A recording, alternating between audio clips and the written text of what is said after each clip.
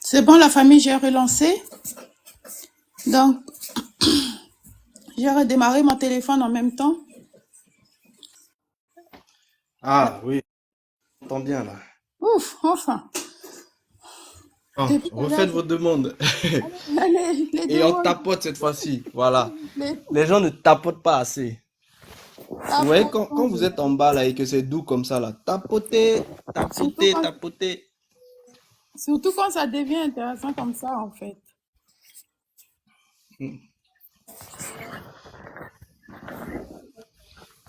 Ah, c'est bien, les uns et les autres sont en train de monter. On est Donc revenu. on va tapoter vraiment pour que le live puisse monter, pour que on tapote, on envoie des petites fleurs, on envoie des petites choses parce que quand les sujets sont tendus un peu comme ça, si on rentre en profondeur un peu là, vous savez, TikTok c'est une conscience, donc si ce qu'on dit l'arrange, c'est tant mieux. Si ce qu'on dit l'arrange pas, bah il boycotte. Grave. C'est pour ça que pour l'obliger, il faut montrer qu'il y ait de l'activité en fait. Oui. Faut chatouiller TikTok avec des cœurs. Voilà. Voilà. TikTok est comme Et ça. donc comme ça va l'obliger en fait. Ça va l'obliger en fait à maintenir les choses. Mm. Donc oui, nous étions en train de dire, il y avait des personnes qui étaient en train de s'exprimer. Si Oui. faut qu'ils montent, comme ça ils vont finaliser en fait ce qu'ils étaient en train de dire. C'était qui parlait? Oui, tel qui devait parler, je ne sais pas, il faut qu'elle renvoie sa demande ou je peux reposer sa question. Bah, Il a plein de comptes. renvoyez vos demandes, la famille. Voilà, il y a le sage qui veut monter aussi, le bon sage, l'apprenti. Voilà, cette fois-ci, c'est Voilà, on va Normalement, ça l'écouter va alors, vu Ouais. marcher. qu'il était en train de parler tout à l'heure, ça avait coupé. Mm. Voilà, Oui. on Ah, t'écoute c'est lui qui l'apprenti. parlait, mais on n'a pas entendu, hein. Moi, j'ai pas entendu ce qu'il disait, Vous hein. avez pas entendu un mot de ce que j'ai dit? Non, vu que Waouh. Si, vous m'entendez pas. on avait entendu un peu au début, nous ici en haut, mais après, quand il Ouais. était descendu, on n'entendait plus. Mais en bas, apparemment, ils avaient peut-être du mal. Oui, il faut Vous avez recommencer. entendu jusqu'à où? D'accord. Moi, en tout cas, je n'ai pas Non, mais juste au entendu. début, en fait. Que tu as vu, ça résonnait en fait en toi par rapport à ce qui était en train d'être dit. Et tu avais une Oui. question justement par rapport à... Oui, ça y est, je reconnecte. Euh, Effectivement, il y a, dans ce que j'entends, pas mal de choses concernant donc le karma, le dharma, et justement celui qui vient s'incarner, qui reçoit le nom que ses parents lui donnent, et de ce fait aussi son héritage par rapport à ses parents. Et justement, il s'incarne dans ce monde et il vit donc les expériences qu'il a à vivre selon son incarnation. Et à un moment donné, il me semble que tu as dit, réveille-toi Chris, qui justement il porte le karma le karma de ses ancêtres. Et ma question qui m'est venue à un moment donné, mais c'est est-ce qu'à un moment donné, il ne serait pas intéressant pour lui justement de pas s'arrêter justement à ce fardeau qui est le sien en fait, hein, qui vient peut-être de ses parents, mais dont ses parents ne font que transmettre, et dont à un moment donné il doit aussi, s'il veut véritablement retourner à la source ou s'éveiller, abandonner tout ce karma et se détacher de ce nom. Exactement. Et justement, en fait, c'est vraiment dans le sens de ce que je disais, que je rentrerai en fait en profondeur par rapport aux différentes façons de compenser ou de brûler en fait le karma. Mais on a aussi cet aspect-là où il faut rejeter, parce que vu que le karma est attaché en fait à la conscience, et cette conscience est attachée en fait au nom, la personne en fait, elle est obligée de rejeter en fait ce nom. Non, en rejetant ce nom, elle rejette en fait cette conscience. En rejetant cette conscience, elle rejette aussi le karma qui est lié à cette conscience. Mais en même temps, elle va rejeter aussi le dharma qui sera lié aussi à cette conscience. Mais au moins, ça lui évite de devoir justement en fait vivre ça. Mais le problème, c'est quoi? C'est que il ne faut pas qu'elle-même ait produit du karma à partir de ce karma avant qu'elle ait rejeté le nom et la conscience. Parce que sinon, en fait, c'est Je- trop tard. Elle-même, elle a déjà produit du karma, donc elle sera obligée maintenant de compenser ou de brûler ce karma qu'elle aura elle-même produit.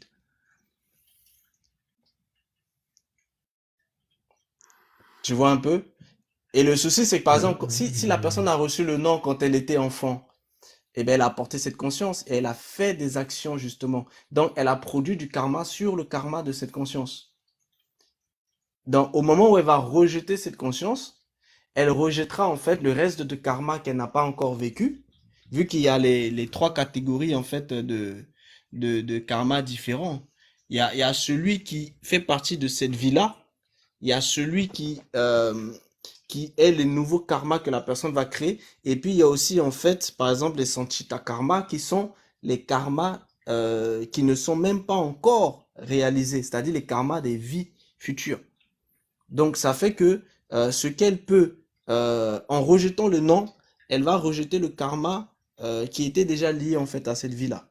Mais par contre, les karmas que elle-même, la personne, a produit à partir du karma qui était lié à cette vie, c'est-à-dire à partir en fait du prarabdha karma, eh ben, elle va se retrouver en fait à devoir compenser ça.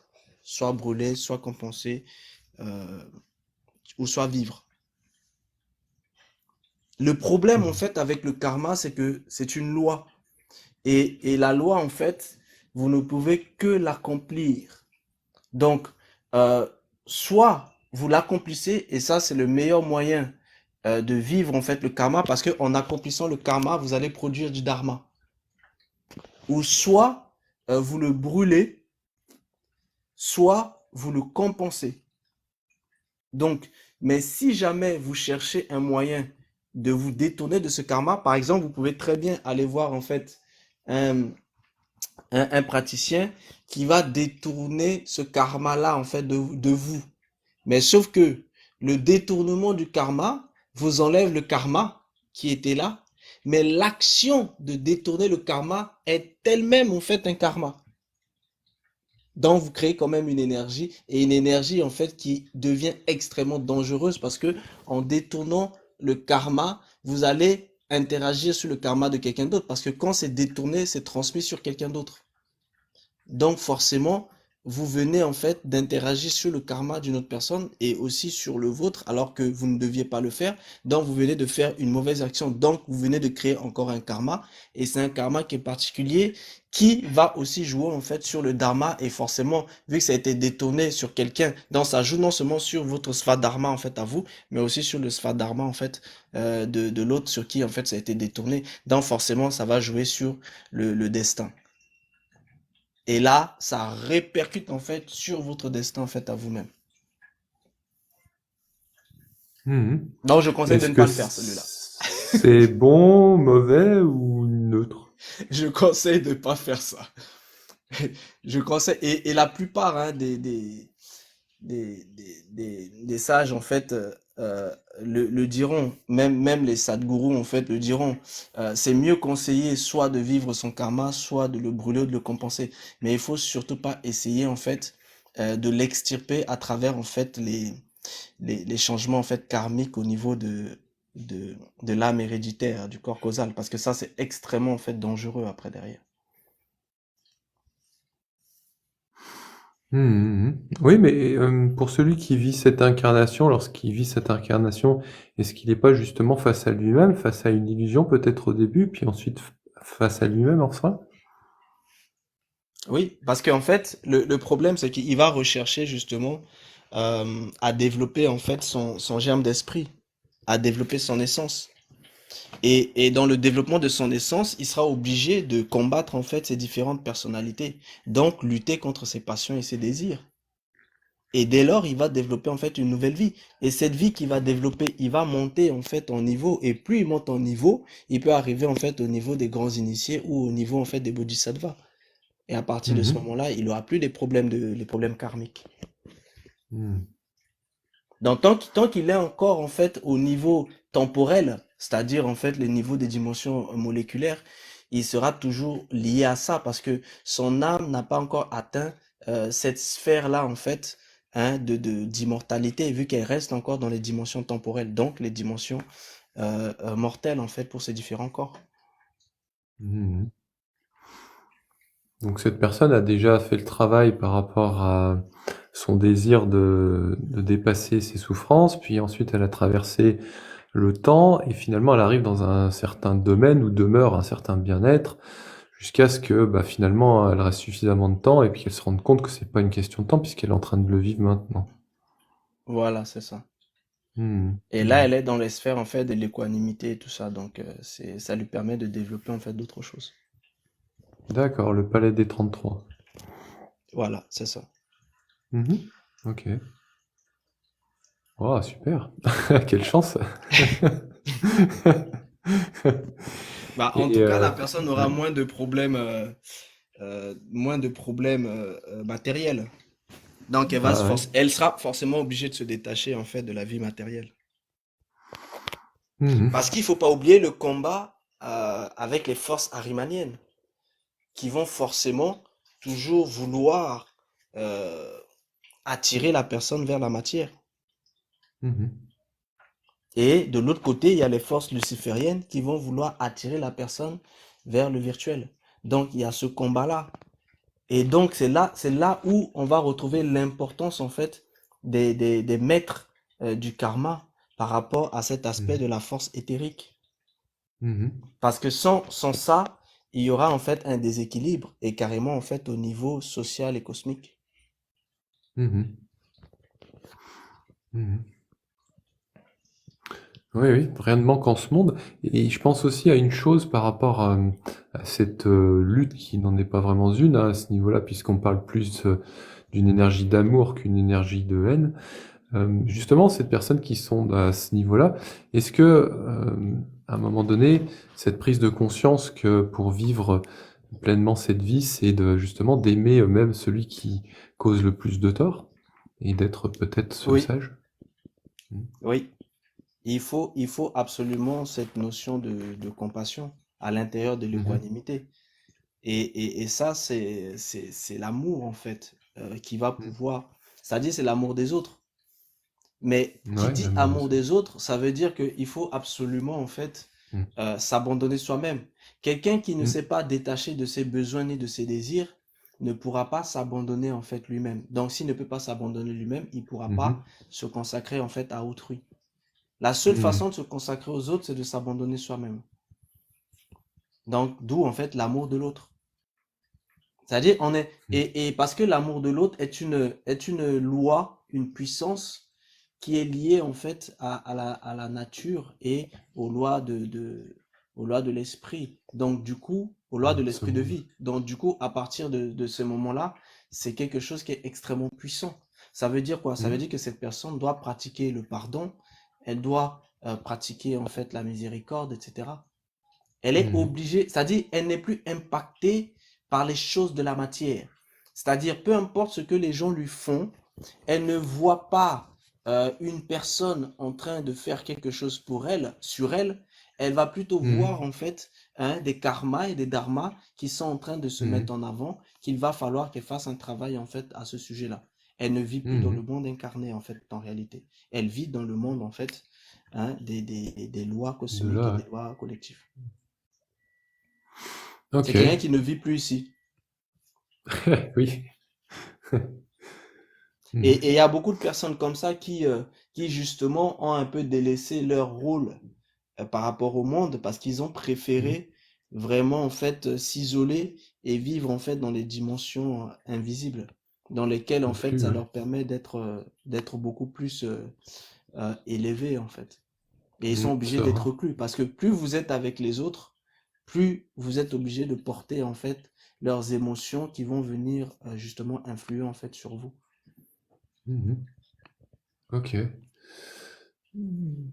Donc arriver justement à conscientiser que au-delà de ce monde existe des êtres et que pour ceux qui sont en chemin, avoir la foi, à croire en Dieu, en croire en ces êtres, c'est une manière peut-être pour eux de se rattacher un petit peu à cette part de vie qu'ils ont sans cesse l'envie de goûter finalement, et dont heureusement que ces êtres sont là encore pour assurer le lien, la, la connexion, pourrait-on dire presque, oui. Mhm. Oui, oui, surtout pour ceux qui sont effectivement en fait sur le chemin. Mais ceux qui sont pas sur Mhm. le chemin, c'est un peu plus compliqué pour eux. Mais de toute façon, Oui. ceux qui suivent pas le chemin, pour eux, en fait, ça n'existe pas. Et du coup, eux, ils vont Mhm. pouvoir facilement dire qu'il n'y a rien, en fait, après cette vie. Pourquoi? Parce qu'ils auront rien fabriqué, tout simplement. Justement, par rapport à ce dernier point, le nihilisme, c'est un écueil hein, sur le chemin de la voie du milieu, l'autre extrême étant l'éternalisme. Arriver à la voie du milieu demande effectivement une bonne connaissance du chemin, et bon nombre de personnes font l'erreur de tomber dans l'un des deux extrêmes, et dont, bien sûr, ceux qui sont souvent portés dans le matérialisme ont tendance au nihilisme, c'est-à-dire à nier ce qui existe par rapport à des êtres qui seraient soi-disant supérieurs ou qui incarnent cette sagesse, pour dire cet éveil. Et de l'autre côté, ceux qui sont justement arrivés dans des hautes sphères de réalisation, qui sont allés jusqu'à presque s'éveiller, hein, qui sont dans le royaume des dieux, ou qui sont assez hauts dans leurs croyances spirituelles, on va dire déjà incarnés, presque éveillés, euh, justement se renvoie plus la part d'éternalisme, et là justement renvoie aussi l'autre partie du chemin, l'extrême, qui est justement de croire que tout existe. Et malheureusement, que ce soit dans le nihilisme ou l'éternalisme, eh bien, ces personnes qui sont des deux côtés du chemin sont aux extrêmes.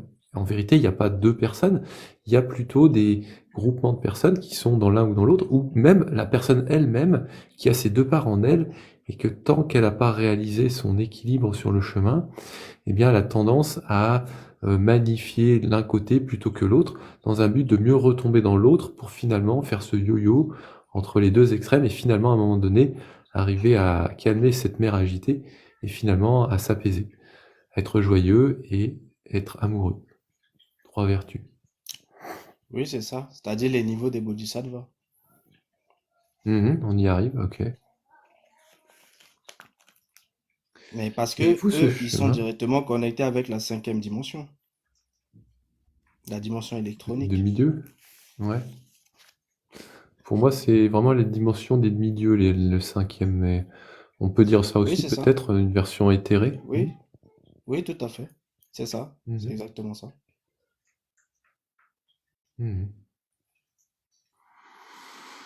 Alors, un autre point, justement, par rapport à cette incarnation, à un moment donné, il y a cette projection vers l'avenir de, soi-disant, donc, à réaliser les souffrances à venir, par rapport, en fait, à mon sens où le chemin ne va plus vers l'avenir, au contraire, le chemin retourne vers la source, et donc retourne après, quand on a terminé les souffrances de cette vie. On peut avoir des fois peut-être l'illusion encore, si on a encore une illusion, qu'il y a une projection d'une souffrance à venir. En vérité, ça c'est une illusion qu'on doit abandonner dans cette vie. Puis une fois qu'on a abandonné cette illusion dans cette vie, on peut retourner, voyant qu'il n'y a plus de souffrance dans cette vie, aux vies passées. Et revoir une vie, deux vies, trois vies, quatre vies, cinq vies, 10 vies, 20 vies, 30 vies, 40 vies, 50 vies, 100 vies, 200 vies, 300 vies, 500 vies, 1000 vies. Et remonter en fait à la source, voir la contraction et la décontraction de la Terre, la contraction et la décontraction de la Terre. Et ainsi, finalement, s'éveiller. Et là, à ce moment-là, celui qui arrive à ce cheminement, eh bien, il n'a plus de souffrance à abandonner, puisqu'il a fait ce travail d'abandonner ses souffrances dans cette vie, d'avoir abandonné aussi les vies, de ses souffrances de ses vies passées, une fois cette souffrance dépassée, et c'est comme ça qu'il s'est éveillé. Ça, c'est l'histoire du Bouddha, c'est celui qui s'est éveillé et qui a mis fin au cycle des existences, et qui ne reviendra plus du coup. Le Bouddha Shakyamuni ou les Bouddhas qui sont à venir aussi. S'il y en a encore qui viendront, et assurément il y en a qui viendront. Oui, forcément. C'est-à-dire cette personne, en fait, est allée dans les dimensions de moksha pour pouvoir se libérer, se détacher. Mhm. Et effectivement, après, ce qu'il faut savoir que il y a tout de même en fait une incarnation en fait du Bouddha qui est attendue, hein. Oui, Parce que oui. dans les courants christiques orientaux, ils Mhm. attendent en fait justement en fait l'incarnation de l'éveillé qui doit arriver. Mhm. Justement, Bon, il peut-être viendra que pas, il viendra si tout est conforme. Mais en dehors de ça, après peut-être qu'il est déjà là, hein, va savoir. Donc, se cache bien. Oui, oui, bah oui. Mhm. Ok. mais de toute façon, toutes les incarnations christiques vont se manifester. les Mhm. quatre incarnations devront se manifester. Donc, Mhm. les différentes incarnations des différents éléments seront obligées en fait de se manifester. Et c'est là Mhm. où tout va véritablement démarrer. Donc forcément, il y aura aussi l'incarnation en fait du Bouddha qui va se mettre en place. J'ai une question à poser. Moi, j'ai beaucoup de mal avec le mot éveillé. Ça me stresse beaucoup. C'est un truc qui me stresse vraiment. Quand les gens me disent, ah, je suis éveillé, blabla, D'accord. je ne sais, je peux pas vous dire ce que ça me fait, mais ça veut dire quoi exactement ce mot Ouais, pour ouais, vous? ouais. Euh, eh ben, peut-être que Réveille-toi Christ voudrait peut-être parler. Non, vas-y, explique, dis-lui. C'est ton domaine. C'est enlever le voile, éveiller, enlever la veille ou enlever le voile. C'est plutôt enlever un voile et avant d'être, ouais, de ne plus dormir en fait, de ne plus être en veille. S'éveiller, c'est vraiment autant comme par exemple quand on a un vêtement sur soi et qu'on a chaud, on l'enlève, donc on lève le voile.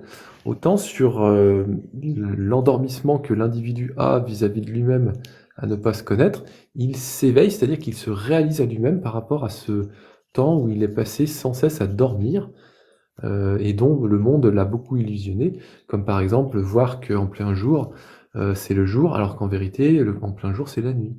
Voilà, une sorte d'illusion qui le berce et qui le fait bien dormir jusqu'à ce qu'à un moment donné, il s'éveille, c'est-à-dire qu'il se réalise à lui-même, qu'il fasse cesser son illusion ou sa dormance.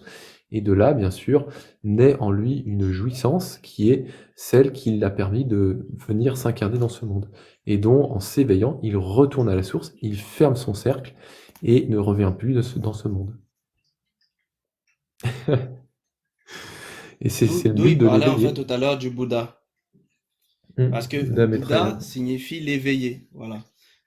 Donc, c'est celui qui a atteint tous ces cycles Mm. et qui atteint en fait le nirvana. Donc, à partir de ce moment-là, il n'a plus Mm. besoin en fait de revenir. S'éveiller, ouais. Mm. C'est C'est pour ça, lui éveillé. effectivement sa dernière incarnation. Ouais. Enfin, il ne revient plus en fait après. C'est pour ça en fait, par contre, il faut distinguer. Quand on parle d'éveillé, on parle de la conscience, amour agapé. Il s'agit en fait de la conscience. Parce que Mm. la conscience, en fait, si tu veux, en réalité, si je dis conscience, ça risque d'être un petit peu compliqué. C'est que pour bien comprendre ce que c'est qu'en fait l'éveil, en Mm. réalité, il s'agit en fait de l'essence. Si vous voulez, vous avez en fait votre moi intérieur qui représente en fait cet aspect d'essence, qui est Mhm. considéré comme en fait une âme, si vous voulez. Et ce moi intérieur-là, il est en fait une essence, c'est-à-dire un germe qui va être dans l'être. Donc, quand quelqu'un naît, il est en fait avec cette tête, ce germe-là, parce que c'est ce qu'il est.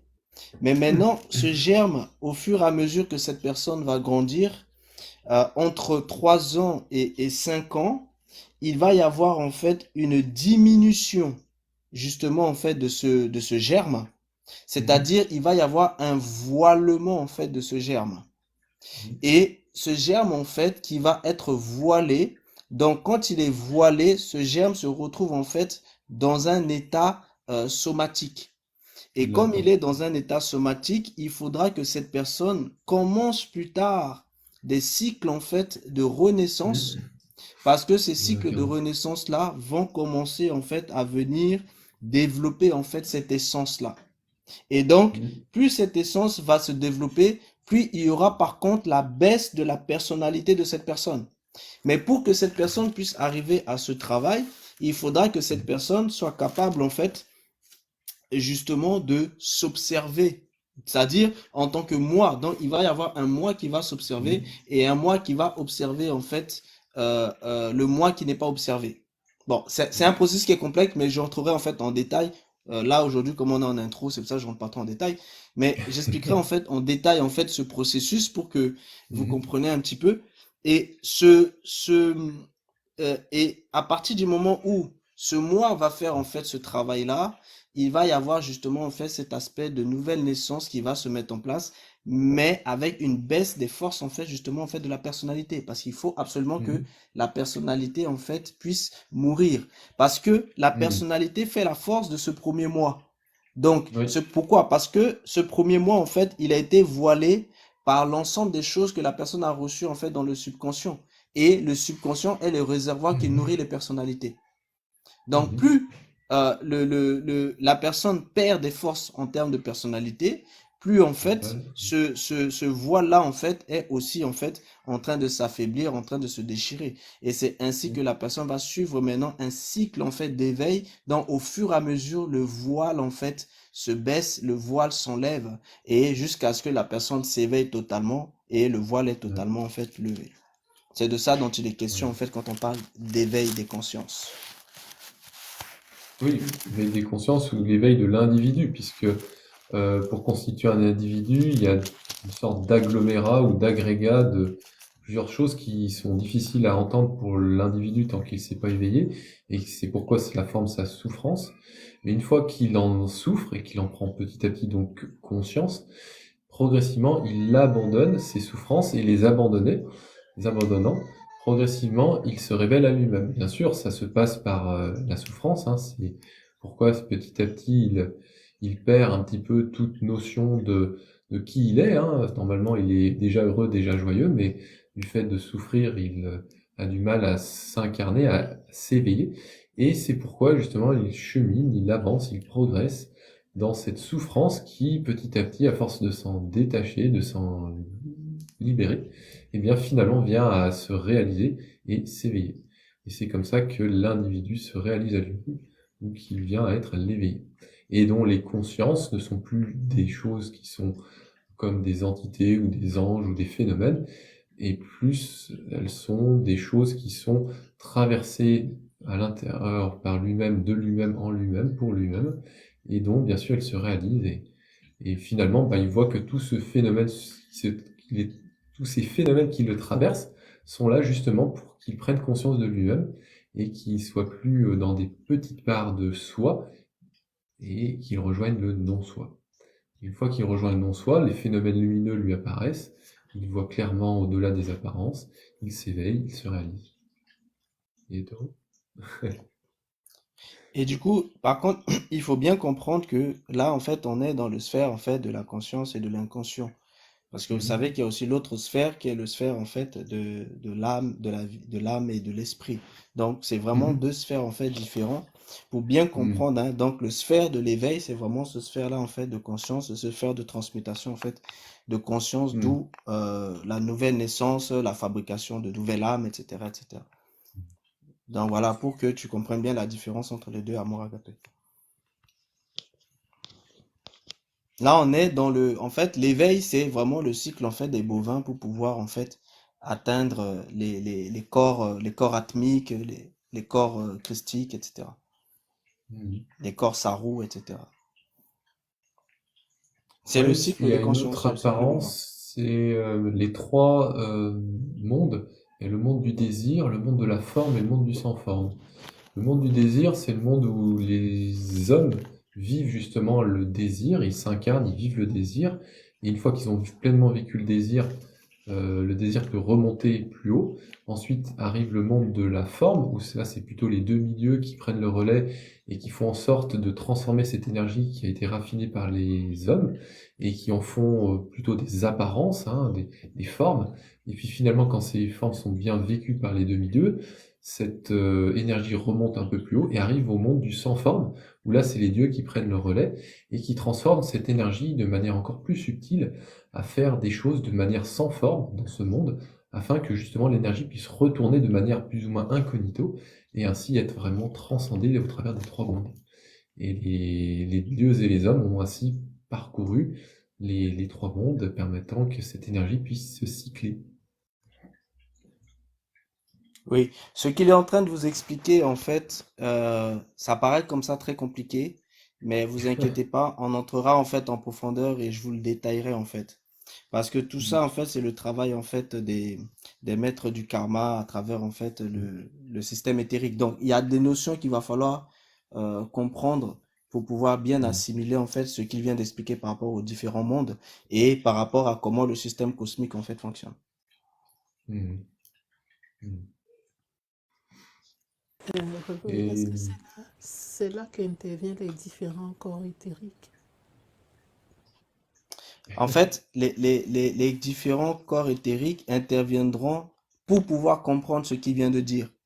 Parce que ce qu'il vous a dit là, c'est une nourriture qui est extrêmement solide. Donc, il faut comprendre un certain nombre de choses avant. Parce que là, il vous a parlé des différents mondes.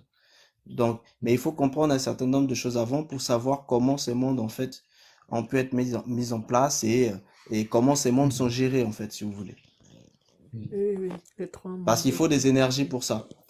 En fait, et c'est là que vous allez comprendre que c'est important que les corps et que les gens meurent, par exemple. Parce que quand les gens meurent, le corps éthérique finit par se détériorer. Et quand le corps éthérique se détériore, et ben en fait, vous avez une énergie, en fait. Et cette énergie est utilisée pour toute la reconstruction. Mhm. Mhm. Ouais. Ce que certains appellent le cycle de l'existence. C'est le suivant, la naissance, la vieillesse, la maladie et la mort.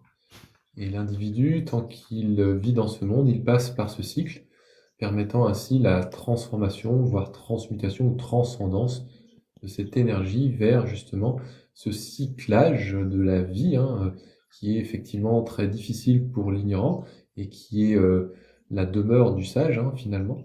Et c'est justement pour de telles raisons que ce cycle existe.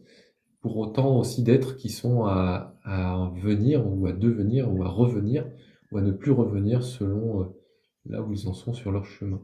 Et bien sûr, ils ont une occasion, encore une fois, s'ils n'ont pas réalisé cette voie, de faire un tour de la roue ou de l'existence. Samsara. Oui. Mais pour Donc ça, celui qui c'est a la réalisé la puissance. voie, il est parti, il est allé au-delà, il s'est détaché, il ne souffre plus. Hum, Pour arriver à cela, moi personnellement, c'est vrai que j'ai vu ce cheminement vraiment se faire en moi comme une évidence quand j'ai réalisé effectivement le cycle de l'existence et ce côté-là, bon, peut paraître un peu aussi très personnel et en même temps plus du tout pour moi puisque j'en suis complètement détaché et j'ai cessé d'exister dans ce monde. Ça peut paraître un peu bizarre pour certains parce que ça c'est des karmas qui restent de vie passée mais en fait plus vraiment en fait. Et c'est d'autant plus de souffrance pour celui qui voit que c'est une possibilité qu'il doit encore réaliser si c'est pas déjà le cas. Mais pour l'individu, hein, qui est le moi, bah, en fait, c'est qu'une appréhension qu'il en est. Ouais, enfin, c'est. Et là, du coup, Parler de tu as ça. atteint quel niveau de corps?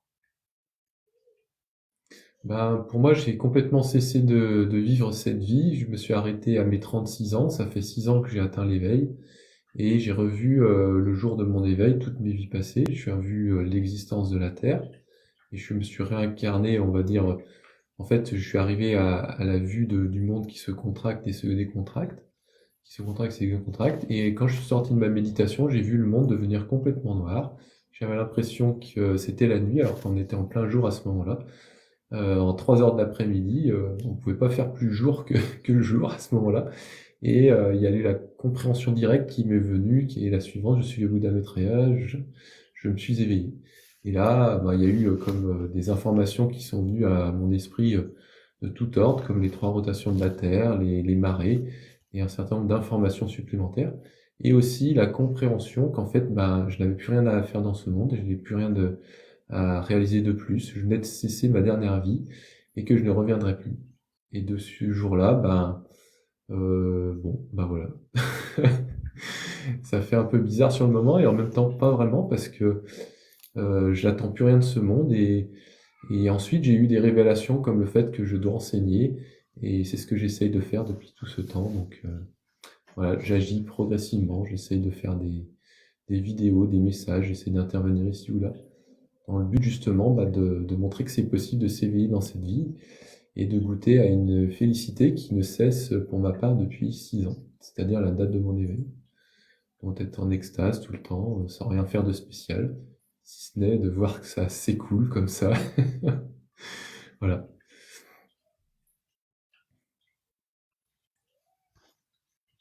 Ok, je vois.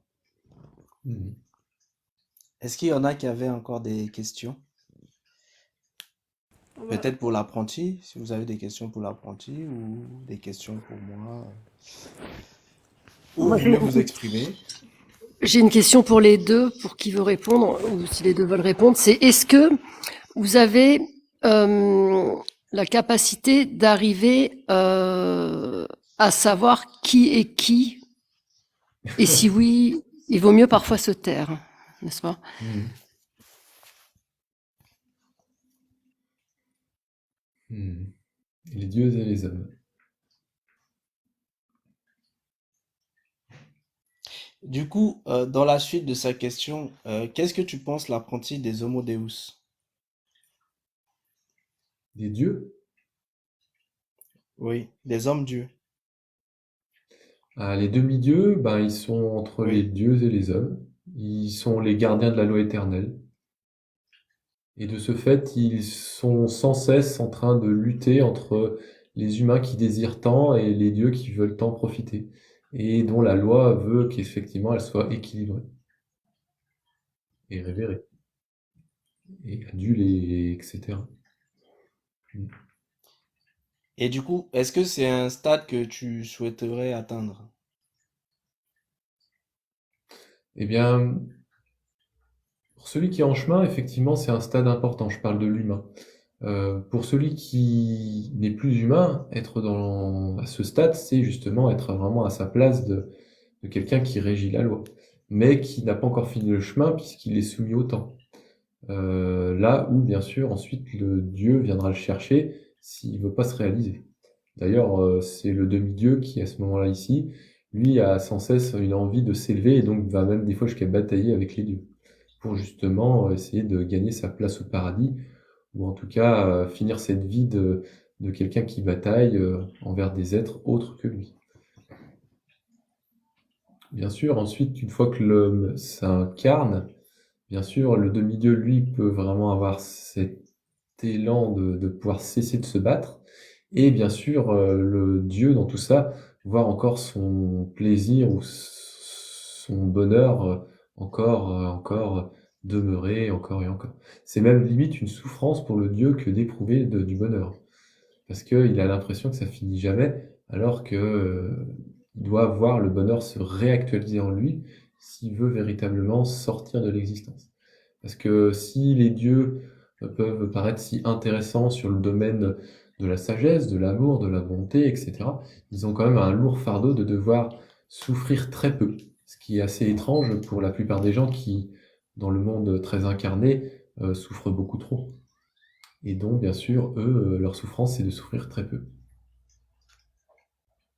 Mais c'est pas la fin du chemin. Être dans le monde des dieux, c'est encore profiter d'un certain endormissement des autres pour justement rester dans ce bien-être, des fois un petit peu, on pourrait dire presque à crédit. En fait, c'est tout simplement la terre, hein.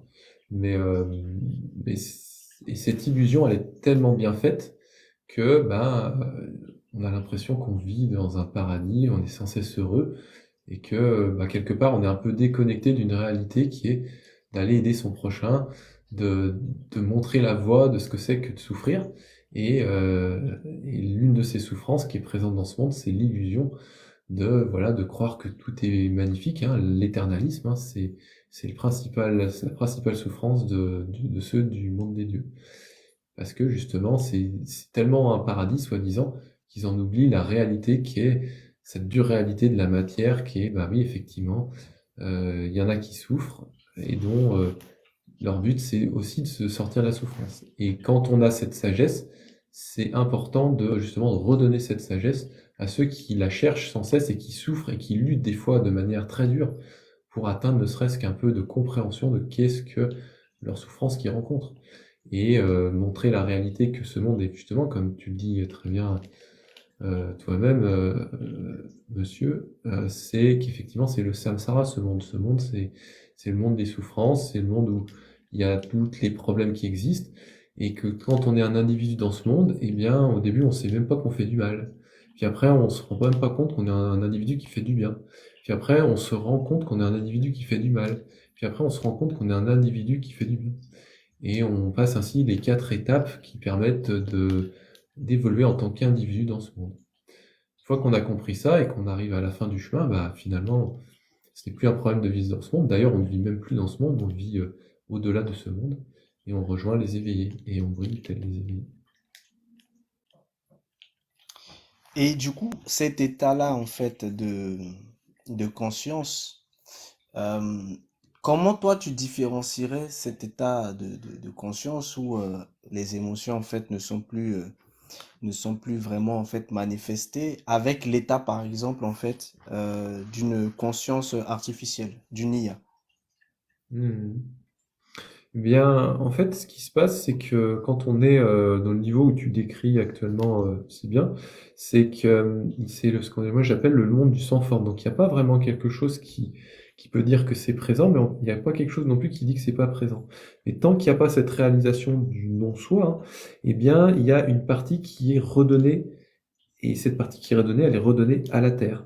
Donc, l'individu qui vit dans le monde du sans forme a besoin quelque part de la partie la plus neutre possible pour lui permettre de continuer son existence qui est déjà du sans forme, à continuer d'exister.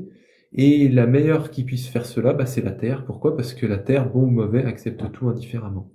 Et ça, c'est sa faculté justement de présence, on pourrait presque dire, dans le monde du sans forme pour ce qui est des dieux, qui amène les individus à encore avoir cet élan de vie, parce que sinon, si le monde des dieux s'écroulait, s'il n'y avait pas cette force opposée, et bien là, ce serait vraiment la destruction, l'annihilation, et quelque part, ça l'est déjà, mais pas au niveau terrestre, ça l'est au niveau céleste ou au niveau de l'individu, c'est-à-dire l'individu, à un moment donné, il met fin à ses souffrances, c'est-à-dire qu'il annihile ses souffrances, il détruit complètement ses souffrances, et s'il fait pas ce travail-là, eh bien, il y a une part qui est redonnée dans le monde, et il a une nouvelle occasion de s'y entraîner jusqu'à ce qu'il y arrive par lui-même, c'est-à-dire sans l'aide de la Terre. Donc, quelque part, les IA sont comme une sorte de réponse pour ceux qui n'ont pas encore réalisé ce que l'éveillé, lui, a déjà réalisé. Et donc, bien sûr, heureusement qu'il y a justement toute cette intelligence et en même temps toute cette souffrance, parce que ceux qui s'incarnent et qui mettent leur énergie dans la matière, ils répondent à la partie extérieure, et il y en a d'autres qui font la même chose dans l'autre sens, c'est-à-dire qui travaillent à la partie intérieure. Et pour que l'être se réalise véritablement, c'est un équilibre entre mettre une partie à l'extérieur, une partie à l'intérieur, une partie extérieure et une partie à l'intérieur. Et c'est comme ça que peut réaliser quelqu'un la voie, c'est-à-dire par un équilibre, à ne pas que considérer l'extérieur ou que considérer l'intérieur, que considérer l'extérieur et l'intérieur, et à véritablement considérer l'extérieur et l'intérieur. Donc, les réponses des outils que les hommes ont mis en place dans ce monde, c'est d'un point de vue collectif, hein, puisque on voit bien que c'est pas l'œuvre d'une personne, mais plutôt d'un collectif, et donc c'est pourquoi on dit souvent que c'est les dieux et les hommes qui travaillent ensemble pour justement essayer d'équilibrer quelque chose qui s'appelle le karma ou le dharma, des activités qui sont d'un point de vue collectif aussi importantes que les dieux et les hommes. Et dont on en dénombre un certain nombre, hein. On dit qu'il y a 84 000 dharmas, c'est pour dire l'ampleur des dharmas en vertu des hommes et aussi de leurs équivalents. Mais effectivement, pour moi, le karma fait partie du dharma. C'est un des dharmas pour moi, le karma. C'est comme si, en fait, le dharma, ce serait... c'est pas ce serait, oui, c'est tout ce qui est présent dans ce monde, ce qui serait à l'instar du samsara en bas. Mais bon, le dharma, ce serait en haut, quoi. Voilà. Mais celui qui réalise la voie, en fait, à un moment donné, par exemple, on dit que Bouddha est impermanent, l'impermanence est permanente. Oui, tout à fait. On en a parlé la semaine dernière de l'impermanence. Du coup, pour toi, les IA émaneraient en fait des forces arimaniennes ou des forces lucifériennes? Arimanien. Mhm. Ben, Et est-ce que les forces arimaniennes, du coup, en fait, sont une bonne chose ou pas pour toi? selon le sentiment de celui qui dit cela, pour moi, s'il y a l'un, il y a l'autre. Et ça, c'est dans un système de dualité. D'ailleurs, c'est fait en sorte que ce soit duel. Dans la matière, c'est duel. Une fois qu'on s'élève un petit peu, on voit qu'effectivement, cette opposition vient être un conflit. Et une fois que le conflit est vu, l'idée, c'est de retourner le conflit sur lui-même, pour finalement se rendre compte que dans tout ça, c'est pas des entités qui font cela. Si au début c'est des entités, bon, c'est une façon gentille de dire que c'est des humains qui apprennent la vie, mais à un moment donné, il y a vraiment une incarnation de l'individu en vertu de son essence, et dont, une fois qu'il s'incarne et qu'il prend véritablement son pouvoir, donc bien sûr on pourrait dire que c'est la mère qui éduque son enfant jusqu'à ce qu'il soit suffisamment grand pour entendre la loi, eh bien, se débrouille par soi. Et se débrouillant par soi, il acquiert la loi en vertu de la discipline qu'il acquiert au fur et à mesure qu'il l'apprend, qu'il la met en pratique, donc c'est-à-dire qu'il se concentre à la mettre en pratique, qu'il en éprouve au travers de situations, et donc petit à petit, elle lui donne des fruits, la sagesse. Et une fois qu'il arrive à la sagesse et qu'il goûte à la sagesse, il demeure dans la sagesse, un peu comme celui qui voit un gâteau dans une boulangerie, et qui est content de le voir, mais qui, tant qu'il ne le mange pas, il ne sait pas ce que c'est. C'est-à-dire, c'est le niveau du discipliné. Puis quand il voit le gâteau et qu'il commence à l'obtenir, il est comme celui qui est le concentré. Et puis quand il voit le gâteau, qu'il l'obtient et qu'il le mange, il est comme celui qui est sage. Et c'est ça la vie, c'est-à-dire ces trois étapes dans lesquelles il se développe pour finalement passer d'une sorte de quelque chose qui n'est pas lui à quelque chose qui n'est pas lui, et dont au milieu, il apprend à être ce qu'il est, c'est-à-dire pas lui. Et c'est comme ça que petit à petit, il peut véritablement être, c'est-à-dire un individu doté de son individualité en dépendance de ce que c'est que d'être un individu doté de son individualité. Et donc, bien sûr, il réalise qu'il est cet individu en dépendance de son individualité. Ça va tout le monde? Aïe, aïe, aïe. Ça va, moi je kiffe. Je kiffe quand ça parle comme ça. Je connais pas tous les mêmes mots, je connais rien de tout ça, mais je connais sans connaître, voilà, on va dire. Le but, c'est d'apprendre à être lui et aussi à ne pas être lui. C'est ça le but. Voilà, c'est ça. J'ai bien compris. Et surtout, quitter ce qu'il n'est pas pour être ce qu'il n'est pas. C'est ce que j'ai compris. Voilà. C'est ça. Bon. Être sans être. Donc, moi, être sans être. Être sans être, effectivement. Je voulais demander à monsieur l'apprenti, est-ce que finalement vous êtes, vous avez un corps christique du coup, parce que vous avez dit que vous avez déjà atteint un niveau où la mort n'est plus la mort pour vous en fait. Pour moi, la mort, j'ai rien appris de mes méditations, si ce n'est que j'ai abandonné la colère, l'attachement, l'aversion, l'ignorance, la jalousie, l'orgueil et finalement la peur de la mort. Donc, l'idée d'un corps christique, d'un corps bouddhique, d'un corps atmique, à un moment donné, peut effectivement avoir l'intérêt pour celui qui a besoin d'un corps. D'ailleurs, il existe, et c'est vérifié quand j'en ai fait l'expérience aussi moi-même, c'est les 4 corps du Bouddha. Donc il y a le corps de sagesse, le corps de nature, le corps de jouissance et le corps d'émanation. Et chaque corps a une particularité, une odeur, on peut dire, qui caractérise ce corps. Et c'est très manifeste quand le corps a cette odeur, on ne peut pas louper que la personne à ce moment-là, pour véritablement être, a fait même complètement cesser qui elle est, c'est-à-dire sa propre existence. Et ça s'est manifesté sous forme d'agrégat, et qui, dans le corps ultime, dans le corps du Bouddha, prend carrément 4 corps, parce que justement, cette énergie est tellement grande que ça dépasse les 5 agrégats de base et que ça donne 4 corps. Donc oui, tout individu, en fait, d'ailleurs ça c'est valable pour tout le monde, on est un individu qui faisons l'expérience de cet environnement au travers de nos 6 sens. On capte des informations, celles-ci viennent à être en sensation à l'intérieur de nous, puis de ces sensations on en a une perception, et de cette perception on en a une pensée, et de cette pensée on en a une conscience. Puis finalement quand ça arrive à la conscience, ça retourne dans le monde. Et on voit qu'au travers de ce processus, donc on traverse 5 agrégats, et donc on est complètement traversé par un phénomène qui n'est pas nous, dont on en fait l'expérience, le temps qu'on en a fait l'expérience, on en fait l'expérience, et finalement, une fois qu'on en a fait l'expérience, on le redonne au monde, et ce monde s'en nourrit pour nous le resservir sous une autre forme, ou pour le redistribuer à un autre, ou bref, que sais-je encore, pour justement que la vie puisse s'écouler encore et encore, en dépendance des êtres qui veulent bien faire l'expérience de ce monde, d'ailleurs, qu'ils le veuillent ou non d'ailleurs, et dont ils en souffrent s'ils n'acceptent pas cette réalité, c'est-à-dire cette loi qui amène les êtres à prendre conscience de qui ils sont, en vertu bien sûr des trois caractéristiques des phénomènes, la douleur, l'impermanence et le non-soi, qui sont des caractéristiques qui permettent à ce que les phénomènes puissent être transformés sans pour autant être appropriés à quelqu'un qui veut se les faire siens. Ça, c'est ce qu'on appelle la douleur. Et une fois que l'individu est face à une de ces caractéristiques des phénomènes, il en souffre, et en souffrant, il n'a le réflexe naturel que de relâcher cette chose pour expérimenter sa deuxième caractéristique qui est l'impermanence. Il voit que sa souffrance, si elle apparaît, elle cesse. Donc, il connaît la deuxième caractéristique des phénomènes.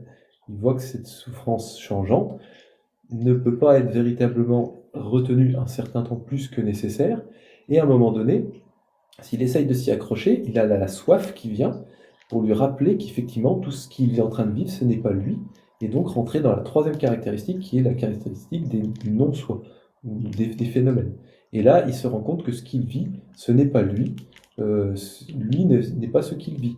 Et là, à ce moment-là, il peut redonner ce qui vient de le traverser au phénomène qui lui resserve cette même soupe encore et encore, justement pour sa jouissance et en même temps pour son existence. Donc,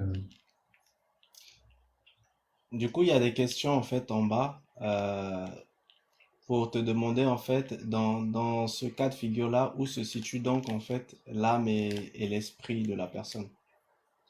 Qu'advient-il de l'âme et de l'esprit de la personne? Alors pour moi, il y a véritablement deux notions qui sont complémentaires et en même temps pas complémentaires.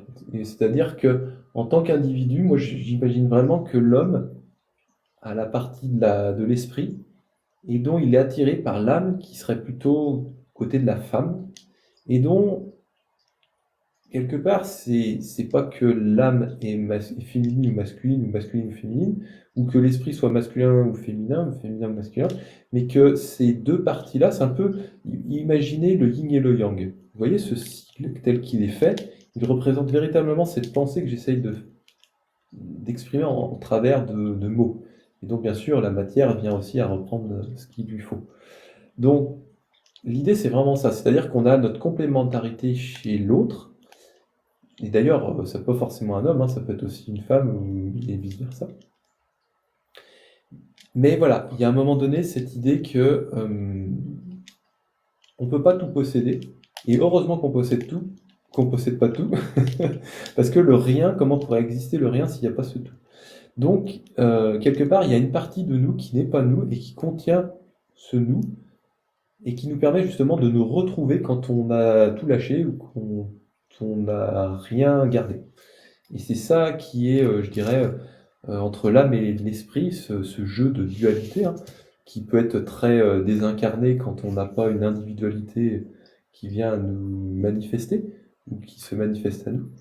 Et donc, bien sûr, notre idée, c'est de comprendre que tant qu'on est dans la souffrance, on a tendance justement à être bercé d'illusions, comme quoi ce serait une âme ou un esprit qui ferait le travail, alors qu'en fait c'est bien nous qui sommes en train de vivre notre vie, et dont on peut s'illusionner, ou on peut avoir cette illusion ou cette souffrance, que c'est pas nous qui faisons les choses, et plutôt c'est une âme ou un esprit. Alors qu'en vérité, non, c'est bien nous qui faisons l'expérience, et qui en souffrons à un certain niveau, suivant notre compréhension, et dont notre but, c'est de se désincarner de cette illusion que c'est quelque chose d'autre que nous qui faisons l'expérience. Une fois qu'on comprend ça, on comprend le monde.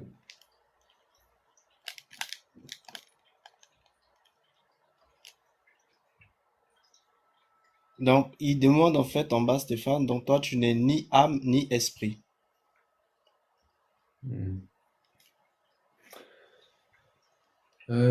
Est-ce que tu... Voilà, il demande est-ce que tu considérais que tu es ni âme ni esprit? Avant d'être un Bouddha, j'ai été un humain, c'est-à-dire quelqu'un comme tout le monde. Enfin, tout le monde dans le sens humain du terme, parce que dans ce monde, il y a 6 règnes. Donc, il y a les enfers, les esprits affamés, les animaux, les humains, les demi-dieux et les dieux.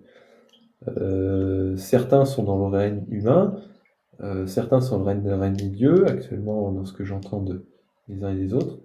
Et justement, moi, à un moment donné, j'étais humain, et j'ai bien vu toutes ces souffrances, ça m'a été montré très clairement, et petit à petit, j'ai vu justement l'existence des autres règnes. Donc, dans cette incarnation d'humain, et la souffrance est manifeste dans ce règne, elle est de traverser la souffrance pour finalement s'éveiller, c'est-à-dire ne plus être pris dans le cycle des existences. Donc, dans le cycle humain, dans un cas d'un humain. Et justement, de me dire que est-ce que je suis une âme ou un esprit, pour moi, il n'y a pas vraiment cette idée que d'être ou de pas être. C'est qu'en tant qu'humain, on a 3 parts en soi, le corps, la parole et l'esprit. Le corps, c'est la première partie qui fait l'expérience en fait de toute cette matière, qui est le monde qui nous entoure, hein, ce que l'on mange, ce qu'on capte au travers de nos sens, toutes les impressions que l'on a de cela, les pensées également, et puis aussi les images qu'on peut avoir dans la conscience.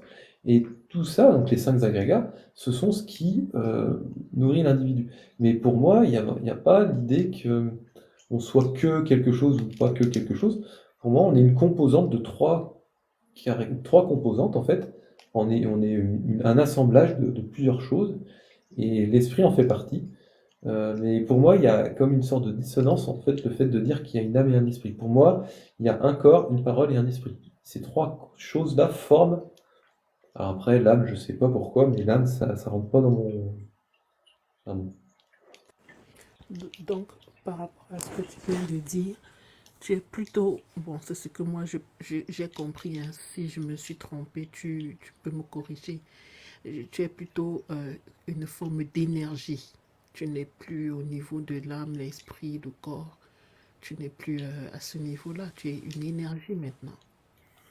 Ben, alors c'est ça qui est pas évident à comprendre, c'est que, enfin, en tout cas pour ma part, tel que je l'ai vécu, c'est que j'étais un humain, et puis à un moment donné, j'ai cessé d'être un humain.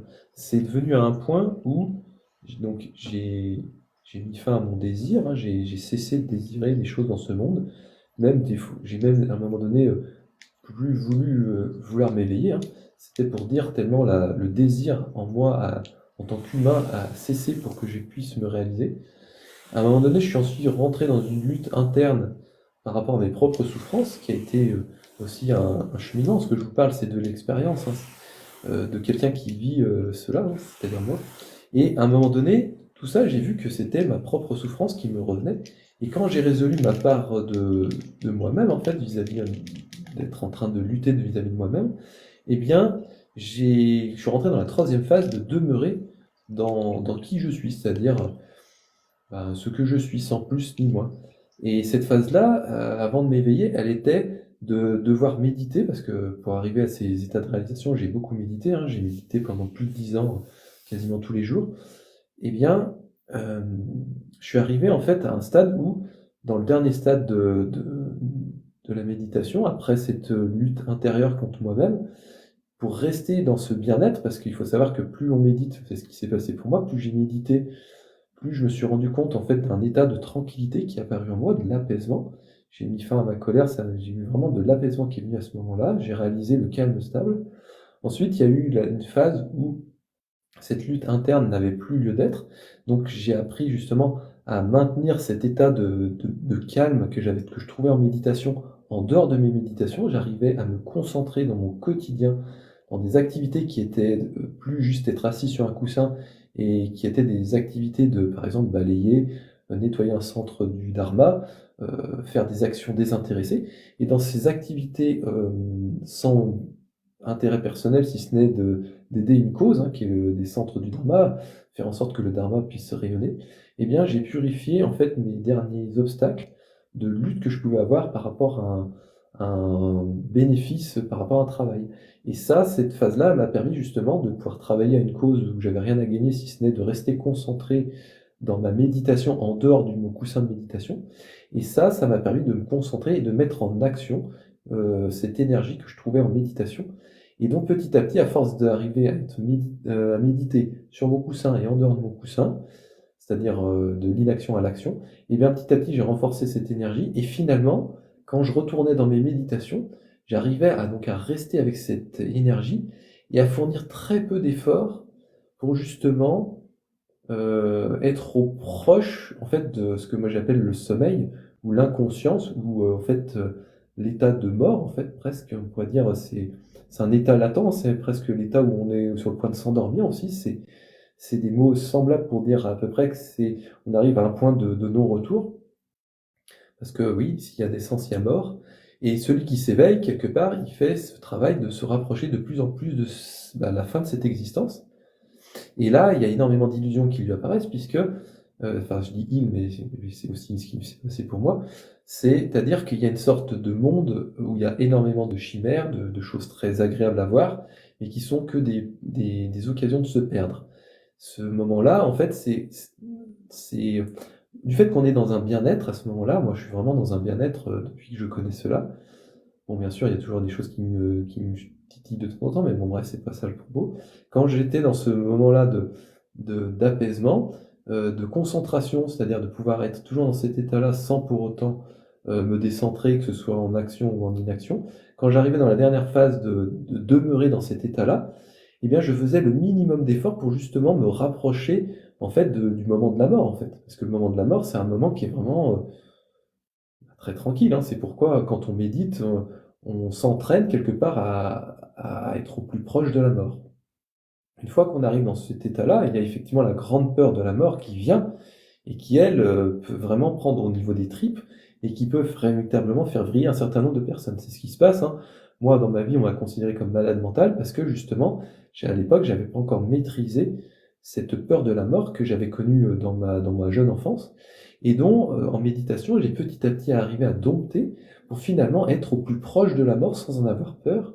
Et pour être au plus proche de la mort, comme ça le dit très bien, la mort, c'est un état où on bouge quasiment pas, hein. On est même limite amorphe. C'est pourquoi on dort chaque nuit, c'est pour justement se permettre un certain rééquilibre naturel du corps. Mais quand on médite, enfin c'est pas mais, c'est aussi en méditation, quand on médite, on est à essayer de reproduire cet état-là le plus proche possible, justement pour finalement s'éveiller. Mais s'il y a cette peur de la mort, c'est pas pour rien, c'est parce que si on s'éveille, ça veut dire qu'on ne va plus revenir dans ce monde. Donc on va plus pouvoir jouir de la vie, on va plus pouvoir expérimenter ce monde, et en même temps, si on s'éveille, on va jouir tout le temps de la vie. C'est le paradoxe, hein, parce qu'effectivement, quand on met fin au chemin, ou fin à la vie, ou fin à la souffrance, en vérité on met fin à la souffrance, on met pas fin à la vie, on met fin à la souffrance, eh bien on revient au début du chemin.